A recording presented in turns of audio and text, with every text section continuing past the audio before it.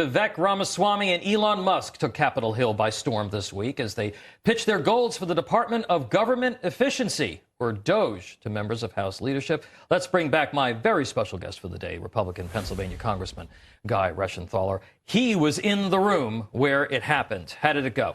It went really well. You know, what was so impressive being in that room with Vivek and Elon is just how talented and how bright those two are. Yeah. And they were speaking with House and Senate leadership, people who have a stake, and they were just basically they were giving an overview of what they want to do with DOGE. But for example, government employees in some agencies they've been working remotely since COVID. Yeah. And we're still paying for these large office buildings in downtown DC that's costing us literally billions of dollars. Why is that? We need them to come back to work. That in and of itself could lead to people just voluntarily leaving because they want to continue Retiring. to do nothing. Yeah. Yes, exactly.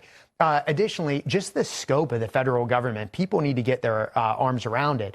Vivek made a really good point that if you looked at it from the beginning of our nation, it would be as if we added 2 departments every single year. That's wildly out of step with what the framers wanted with a limited federal government. All right, I'm going to ask you the hard question, though. Conventional wisdom says about 60 to 70% of federal spending is sort of locked in place, right, because of Social Security, Medicaid, et cetera. Reagan tried this with the Grace Commission back in 1982. Al Gore did this with reinventing government, whatever the heck he called it, back in the 1990s. Neither of those, not even Reagan's, really went anywhere. Why did you get the sense that these two guys and President-elect Trump actually might get this done? Well, first, just the amount of talent that you have with the 3 of them, coming from business backgrounds, Elon Musk, all of his achievements, of course. But if you look at it, the real problem we have is a growth problem. We need to make sure that we reduce the size of the federal government, but also we need to make sure that we increase our GDP. We do that by lowering taxes and also cutting regulations. They're going to get that done. All right. Terrific.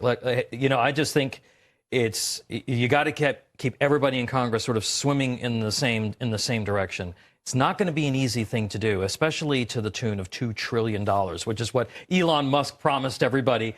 But the fact that we're even having this conversation is definitely a step in the right direction. And it'll be fascinating to watch. And you're going to be in the middle of it all as the deputy whip of the House.